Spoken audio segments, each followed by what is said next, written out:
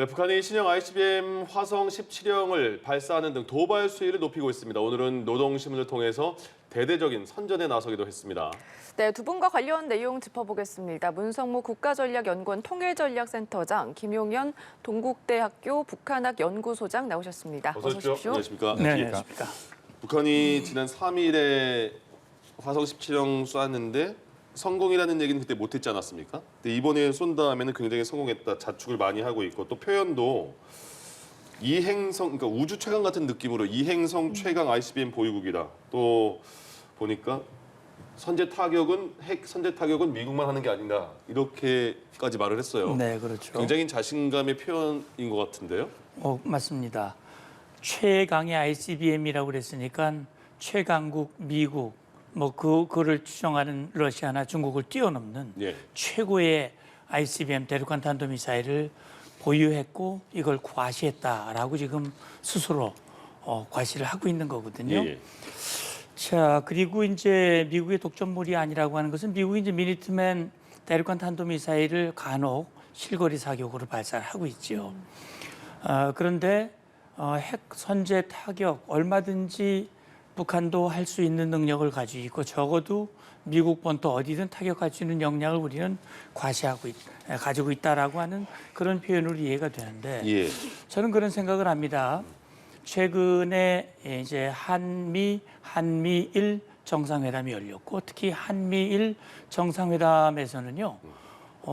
이 한미일이 북한의 도발에 대해서 강력한 대응을 하겠다라는 공조 의식을 확인했고 예.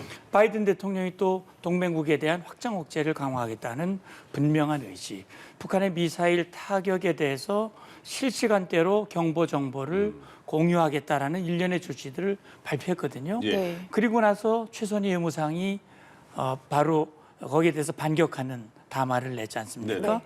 그 담화에서 그런 얘기를 했어요.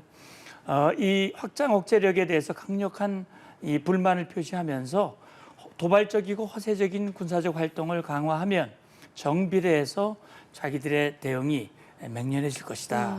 마지막 한 문장을 보면 미국은 반드시 후회하게 될 도박을 하고 있다라고 한 문장을 끝냈는데 이 지금 보면 김정은이 직접 나서서 예. ICBM 화성 17형을 발사했고 최강의 ICBM을 가지게 됐다. 네. 미국 후회해라. 예. 이제 이런 부분을 강조하고 있는 것 같아요. 저는 내부적인 그런 이 필요 어떤 그런 것도 있다고 생각이 되는데 그건 뒤에 좀 말씀을 드리겠습니다. 네. 알겠습니다. 예. 최선희 외무상의 발표도 있었고 네. 또 이번에 공개를 하면서 네. 말씀드렸듯이 핵 선제 타격권은 미국 독점이 아니다. 이렇게 어쨌든 미국을 딱 겨냥을 했잖아요. 그렇습니다. 이거는 어떤 뜻으로 풀이할 수 있을까요? 결국 지금 보면 한미일 대북 공조, 또 미일 공조, 한미 공조 여기에 대해서 북한이 밀리지 않겠다는 겁니다. 한국과 미국이 대북 압박을 한다고 하더라도 예. 북한은 제갈 길을 가겠다. 그리고 그 과정에서 판 자체를 미국에 끌려가는 판으로 만들지는 않겠다. 오히려 북한이 이 판을 끌고 가겠다. 이런 의지를 표명한 것이다. 이렇게 봐야 됩니다. 예. 그러니까 북한 입장에서는 미국과의 각을 세우는 부분에 있어서 예전에 보면 이제 한미 연합훈련이 진행되는 과정 이럴 때는 북한이 도발하지 않았습니다. 그런데 최근의 경향을 보면 한미 군사훈련 와중에도 북한이 계속 도발하는 모습을 보이고 있습니다. 예. 네. 결국 그동안에는 북한이 미국 눈치를 보면서 도발도 대응을 했다면 이제는 그렇지 않고 눈에는 눈, 이에는 이 그대로 가겠다. 그러니까 미국이 갖고 있는 그 전략 자산들이 전개된다고 하더라도 거기에 대해서 북한이 그 뒤로 숨거나 이러지 않고 당당히 맞서겠다. 이런 차원에서 이번 화성 17형 관련된 부분도 지금 대대적으로 노동신문에서 보도가 있었고 예. 노동신문 정론에서도 보도가 강하게 됐지 않습니까? 결국 북한 내부를 향해서 또 외부를 향해서 북한은 미국에 끌려가지 않는다. 미국과 대등한 수준에서 나아가서는 미국보다 더 나은 ICBM을 갖고 있다. 이런 네. 표현들을 썼단 말이죠. 결국 그 북한 내부의 어떤 자부심 이런 부분들을 강조하면서 내부 결속도 꾀하는 또 대외적으로는 북한의 능력을 강하게 그 이야기를 하면서 외부에 대해서 북한의 그 자존심을 계속 그 만들어내는 이런 과정이다라고 봐야 되겠습니다. 예. 네. 북한은 올해 들어서만 ICBM 그리고 화성 17형에 대해서 계속해서 성능을 시험을 해왔습니다. 그러니까 이번에 발사 이후에도 대대적으로 이제 선전을 하면서 뭔가 높은 의미를 부여한 것으로 보이는데 아무래도 미국을 겨냥했다 이렇게 볼 수가 있을까요? 맞습니다. 김 교수님 말씀대로 미국을 겨냥한 것이죠. 북한이 미국을 겨냥하는 것은 분명합니다. 자기들이 이렇게 핵미사일을 개발하면서 그 개발의 책임을 미국으로 돌리고 있거든요. 미국이 대북 적대시 정책을 폐기하지 않는 한 우리는 핵 역량을 네. 계속 강화해 나갈 것이다 라고 하는 것을 강조를 했어요. 말씀하신 대로 미국을 겨냥하는 것은 분명한데 여기서 이제 우리가 주목해야 할 부분은 왜 이 시점에 김정은이 직접 나서서 네. 이걸 대대적으로 선전을 했고 역사적으로 정말 매우 기념비적인 일이라고 오늘 노동신문 정론에 보면 그렇게 얘기를 하고 있어요. 네. 그래서 이렇게 하는 것이 제가 볼 때는요. 앞서 제가 이제 좀 내부 문제는 뒤에 말씀을 드리겠다고 말씀을 드렸는데 결국 김정은이 굉장히 어렵죠. 특히 금년이 김정은 집권 10년입니다. 네. 10년 전 2012년 4월 할아버지 100회 생일날 그런 얘기를 했어요. 다시는 주민들의 허리띠를 졸라매는 일이 없도록 만들겠다라고 약속을 했는데 10년이 지나도록 북한 주민들의 먹는 문제, 실제 삶의 문제를 해결해 주지 못하고 있어요. 예. 네. 근데 오늘 정론에 보면 그런 내용이 나와요. 네. 우리가 이렇게 허리띠를 조여매고 피와 땀을 쏟으며 걸어온 자위적 핵 억제력 강화의 길이 얼마나 옳았는지 네. 이걸 얘기를 하고 있거든요. 예. 주민들에게 고통스러워도 참아. 지금 미국이 우리를 압살하려고 그러고 계속 우리를 공격하려고 핵무력을 강화하고 있기 때문에 우리 위원장 동지가 저렇게 열심히 네. 이게 최고의 무력을 강화하기 위해서 이렇게 하고 있잖아. 이게 최고의 일이야. 우리 위원장 동지의 최고의 업적이야. 어려워도 참아. 그리고 위원장 동지를 쫓아가. 네. 이걸 강조하기 위한 그런 강한 의지가 여기에 담겨져 있고 예. 결국은 이 북한 노동신문까지 다 이렇게 얘기한 것은 결국 북한 주민들 보낸 얘기거든요. 그래서 미국을 겨냥한 것도 있지만 내부를 향한 메시지가 굉장히 강하다라는 그런 느낌이 듭니다. 네. 예. 그러니까 미국을 겨냥한 것뿐만 아니라 지금 내부적으로 주민들에게도 지금 상황이 이렇다라고 말씀을 해주셨는데 네. 어떻게 보십니까? 그렇습니다. 지금 보면 이제 화성 17형에 대한 강조를 계속 하고 있는 것은 결국 하나는 장거리 ICBM은 미국을 겨냥한 것이고요. 예. 중거리 미사일은 대체로 일본을 겨냥한 것이다 이렇게 보시면 됩니다. 네. 그 단거리 미사일은 한국, 남한을 겨냥한 것이다 이렇게 우리가 정리해서 볼 수가 있는데 예. 북한이 그동안 보면 단거리 미사일을 계속 그 한미 군사훈련 때, 공중훈련 때 계속 쏴댔고 그다음에 이제 중거리 미사일을 한두 번 쐈고 그 다음에 이제 ICBM을 쏜 겁니다. 물론 이제 그 전에도 ICBM을 쐈지만 예. 결국 이것은 이제 한국과 일본과 미국을 향해서 북한이 자신의 계획대로 자신의 어떤 순서를 정한 그 순서대로 지금 행동하고 있는 것이다 이렇게 볼 수 있습니다. 그리고 그 행동이 미국에 대해서 강한 압박을 가하는 측면이 하나 있고 또 하나는 내부에 대한 단속도 분명히 있다 이렇게 봐야 됩니다. 네. 왜냐하면 노동신문이라고 하는 것 자체가 북한 내부의 주민들에게 최고 지도부의 의중을 가장 명확하게 전달하는 통로가 노동신문입니다. 네. 노동신문에 이번에 보면 1면부터 거의 6면까지 지금 계속 이번 발사, 화성 17형 발사와 관련된 사진을 포함해서 정론, 우리로 치면 사설 같은 겁니다. 예. 네. 이 정론을 싣고 이런 경우는 굉장히 드문 케이스거든요. 결국 이것은 북한 내부의 주민들에게 지금의 어려운 상황들을 극복하면서 또 이 어렵지만 이 핵실험을 포함해서 앞으로 북한이 이 화성 17형을 제대로 발사를 성공했고 예. 이러한 과정들을 통해서 우리는 군사 강국이 될 수 있다. 그리고 좀 더 참고 견뎌낸다면 미국과 우리는 맞서서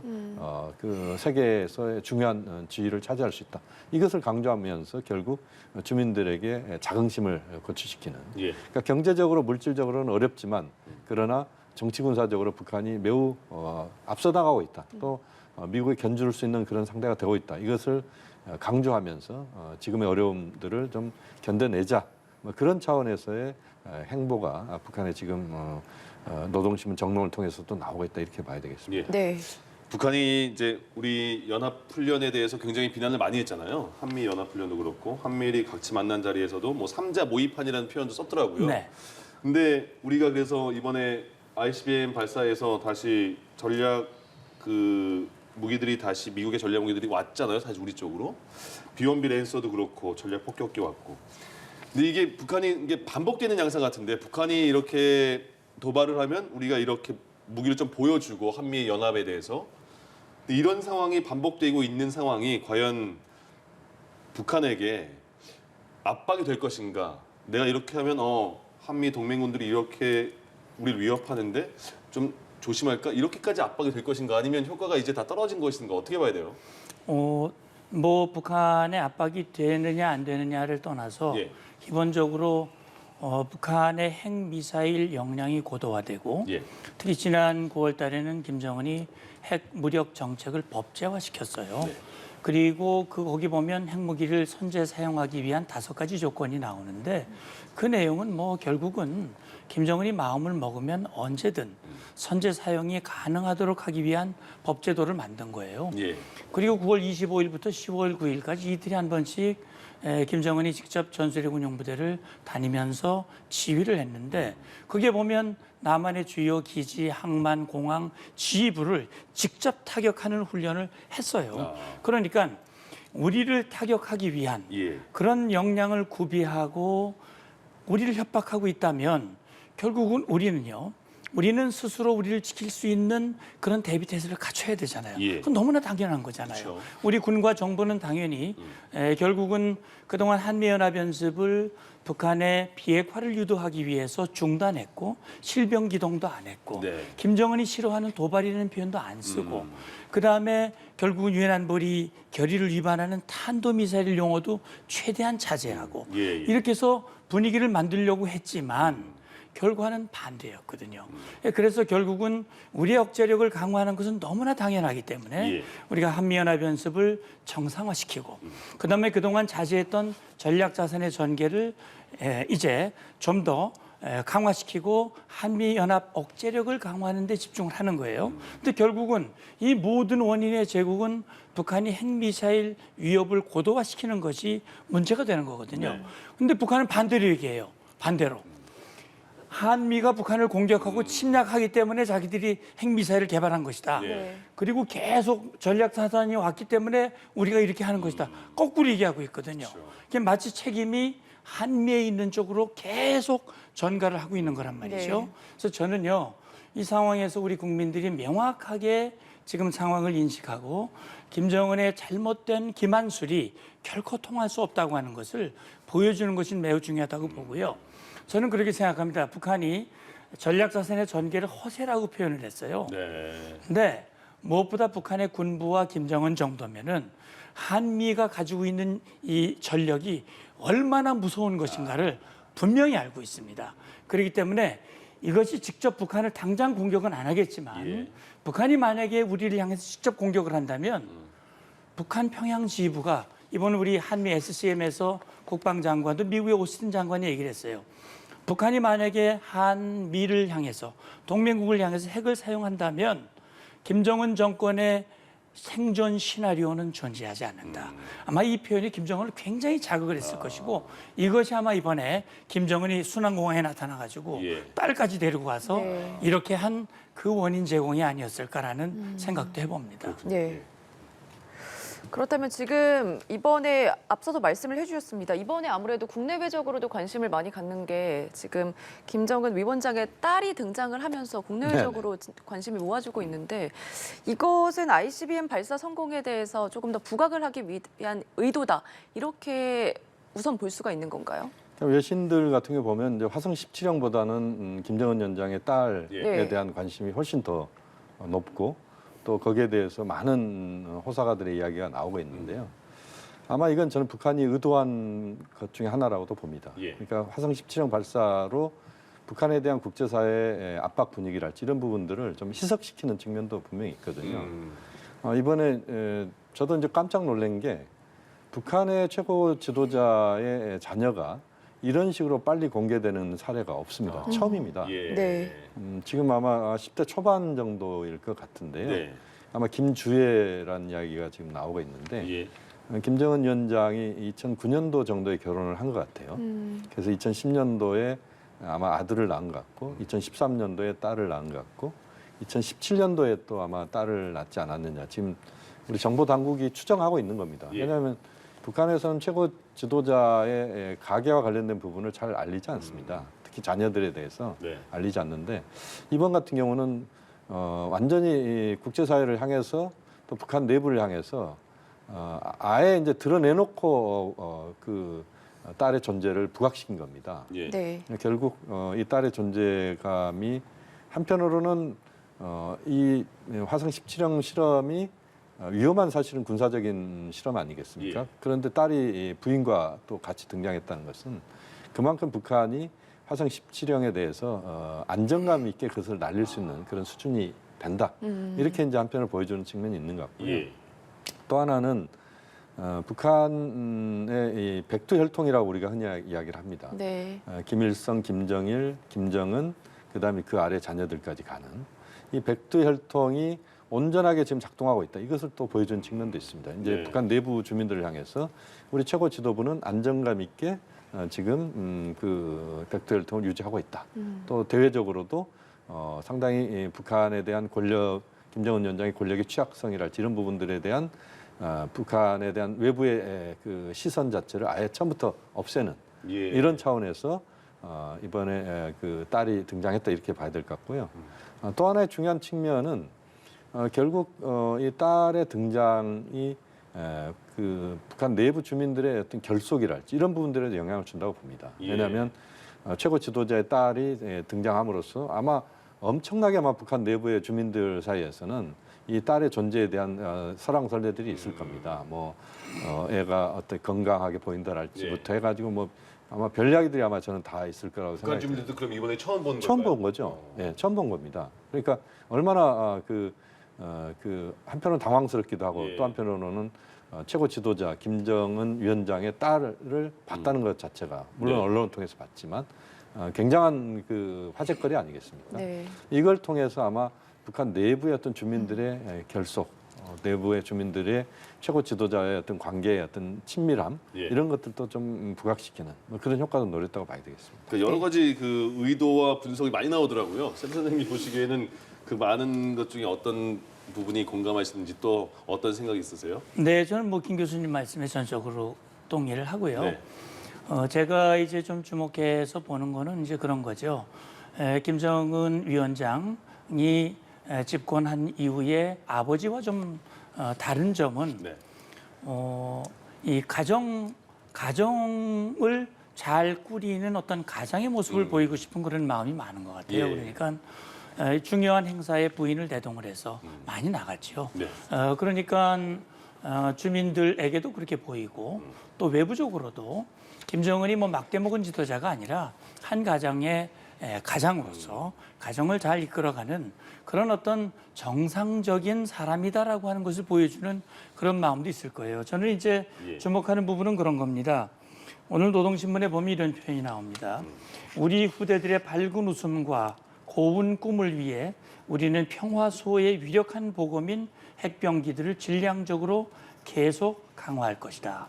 다시 말하면 후대들의 밝은 웃음과 고운 꿈이 바로 이 핵병기가 지켜주는 것이다. 그러니까 내 딸을 데리고 나가서 예. 내 딸을 지켜주기 위해서 이렇게 이 딸뿐만이 아니라 이 조선의 모든 딸, 이 조선의 딸, 아들, 딸들을 내가 지켜주겠다. 네. 이것이 바로 복음이다라고 하는 것을 보여주는 측면이 좀 분명히 있다고 봅니다. 예. 그런데 과연 그것이 복음이 될 것인가? 저는 복음이 아니라 네. 독검이 될 것이라고 생각을 합니다. 그리고 또 한 가지는 최근에 유엔 총회에서 북한 인권 규탄 결의안이 통과가 됐어요. 예. 그러니까 결국 북한은 그렇게 얘기를 하죠. 우리에게는 인권이라는 거는 문제가 전혀 없다. 오히려 저 남조선이 제대로 못해가지고 많은 인원들이 희생을 당했다. 이렇게 오히려 강변을 하고 있거든요. 그래서 제가 볼 때는 지금 말씀하신 대로 도발을 희석시키기 위한 효과. 다시 말하면 이렇게 나는 사람을 중시한다라고 하는 것을 보여주고 싶은 그런 이미지 효과. 그런 것들도 함께 노리지 않았느냐라는 생각이 드는데 예. 뭐 이것이 과연 김정은이 원하는 대로 그런 효과를 얻게 될 수 있을지 여부는 좀 두고 봐야 될 것 같습니다. 네. 이제 유엔 안보리에서도 내일 공개 회의를 연다고 하고 네. 뭐 중국과 러시아가 어떻게 입장을 밝힐지 모르겠습니다만은 일단 이번에 고각 발사긴 하지만 북한은 굉장히 자화자찬 많이 하고 있잖아요. 성공했다고. 네네. 앞으로 도발의 수위는 어느 정도로 확장이 될 것인가, 또 도발의 시기는 언제가 될 것인가. 네. 7차 핵실험 얘기도 나오고요. 어떻게 예상할 수 있을까요? 지금 이제 아마 유엔 안보리에서 이건 이제 트리거 조항이라고 그래서 북한이 ICBM 발사하거나 핵실험 하게 되면 바로 유엔 안보리가 상임위원회 개최가 되게 돼 있습니다. 예. 다만 이제 그동안 상황들을 보면 중국, 러시아가 최근에 들어서서 미국과 그 국제사회의 입장에 동의하지 않는 네. 그런 모습을 보였습니다. 이번에 북한의 미사일 발사는 역시 고각 발사입니다. 예. 6,000km 고도를 유지했고 1,000km로 날아갔고 속도는 마하 22였습니다. 그러니까 정상각도로 치면 15,000km 정도까지 날아가는데 만약에 예. 정상각도로 날아가서 태평양상에 떨어졌다면 아마 국제사회가 받은 충격은 굉장히 컸을 겁니다. 네. 그런데 이번에도 고각 발사했습니다. 그러니까 중국, 러시아 입장에서는 아마 미국의 입장에 동의하지 않을 가능성이 없습니다. 그래서 이번에도 아마 유엔 안보리에서 규탄 결의안이 나오기가 쉽지 않을 수도 있다. 예. 이렇게 봐야 될 것 같고요. 7차 핵실험 이야기가 계속 이야기가 나오는데 네. 북한이 이 핵실험을 하겠다라고 하는 의지는 계속 보이고 있는 건 사실이지만 네. 그렇다고 해서 북한이 7차 핵실험을 반드시 하겠다라고 하는 입장을 표명한 적도 없습니다. 결국 그것은 현 시점에서 보면은 예. ICBM 발사 같은 경우가 갖고 있는 충격에 비해서 7차 핵실험이 갖는 충격이 훨씬 크지요. 네. 그런데 이제 문제는 기술적인 부분에서는 7차 핵실험의 필요성이 저는 있다고 봅니다. 특히 전술 핵실험을 해야 되기 때문에 그렇죠. 그러나 이제 정치적인 또는 외교적인 여러 가지 그 정무적인 상황들을 고려해서 보면 지금 당장의 7차 핵실험의 필요성이 있느냐라고 하는 부분입니다. 모든 세계의 관심은 여전히 우크라이나에 가 있고 네. 북한이 7차 핵실험을 한다고 하더라도 전술 핵실험을 한다고 하더라도 제가 볼 때는 뭐 2, 3일 정도의 국제 이슈지 그다음은 아마 이슈거리가 안 될 겁니다. 예. 미국의 관심도 한반도에 별로 있지 않습니다. 그래서 핵실험과 관련된 부분은 북한이 상당히 신중한 접근을 할 것이다. 그래서 북한은 그 카드를 호주머니 속에 넣고 만지작거리는 예. 이것이 오히려 더 북한으로서는 전략적 효과가 더 크다. 그렇게 저는 아마 북한이 판단할 거라고 보고 지금 당장보다는 조금 더 시간이 좀 걸리는 그런 문제일 것 같다. 7차 핵실험은 예. 그렇게 보고 있습니다. 네. 그러니까 지금 북한은 또 오는 29일에 이제 핵무력 완성 5주년을 앞둔 상황입니다. 앞서도 말씀을 해주셨지만 추가 가능성은 높지만 그리고 핵실험은 이미 기술적인 면은 보완을 해야겠지만 이미 6차 핵실험에서 어느 정도 완성이 되어 있다 이런 얘기도 나오고 있거든요. 센터장님 어떻게 생각하세요? 예, 북한은 뭐 6번 핵실험을 했고 이미 2017년 11월에 화성 15형 발사 직후에 핵무력 완성을 선언했어요. 그리고 김정은이 2018년 4월에 우리는 핵무력을 완성했기 때문에 더 이상 핵실험이 필요 없어. 풍계리 핵실험장 폭파. 그다음에 우리는 장거리 미사일 발사할 필요 없어. 우린 완성이 됐기 때문에 서해 미사일 발사장, 동창리 미사일 발사장 해체. 이 결정을 했거든요. 모라토리움입니다. 예. 모라토리움을 선언했습니다. 그런데 금년 1월 달에 정치국 확대회의를 열어서 모라토리움 폐기를 시사했고 이제 2월 말에 그걸 파기했어요. 이 모라토리움을 파기했다는 거는 ICBM도 발사하고 핵실험도 하겠다는 겁니다. 네. 하겠다는 거를 어떻게 보여주느냐. 풍계리 핵실험장 3번, 4번 경도를 계속 보수했단 말이죠. 예. 그러니까 저는 그렇게 봅니다. 이번에 이제 역사적인 날로 얘기를 했지만 29일 역사적인 5주년을 그냥 보내기는 섭섭할 거예요. 네. 그러니까 뭔가는 한번 보여주려고 할 겁니다. 그리고 그 핵실험 가능성은 뭐 6번을 했기 때문에 그걸로 충분한가? 뭐 그걸로 충분했다면 3, 4번 갱도 보수할 이유가 없겠죠. 예. 그래서 기술적, 정치적 효과를 극대화할 수 있는 시점을 김정은은 아마 노리고 있을 겁니다. 그리고 만약에 핵실험을 한다면 7번째 7차 핵실험으로 끝나지 않을 가능성도 있습니다. 오늘 김정은의 그 발언을 보면 네. 핵 그 역량을 질적으로 양적으로 계속 늘려나가겠다. 그리고 그 이유는 미국이 북한을 향한 적대시 정책을 폐기하지 않는 한 계속 이어가는 한 우리는 질적 양적으로 계속 늘려나가겠다라고 얘기를 했기 때문에 이걸 늘려나가려면 ICBM 성공했다고 그러지만 이 북한의 ICBM 완성된 거 아닙니다. 예. 아직 미완성입니다. 아직도 개발하고 능력을 검증해야 할 부분이 많습니다. 다탄두를 정확하게 하려면 또 북한이 말하는 여러 형태의 미사일에 탄두를 장착해서 그것이 제대로 역량을 발휘하고 고위력을 입증하려면 많은 기술적인 그런 검증이 있어야 되거든요.